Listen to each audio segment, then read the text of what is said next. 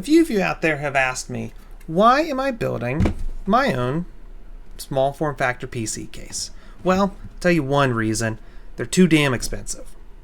I am sick of the prices for small boutique PC cases. Yes, I get it. These things are hard to make. This has taken like, I don't know, 6 weeks of CAD?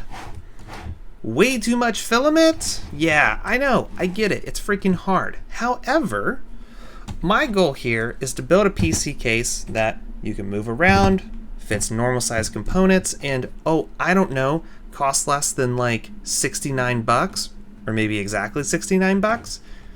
With everything you need, I'm working on it. Follow me to support.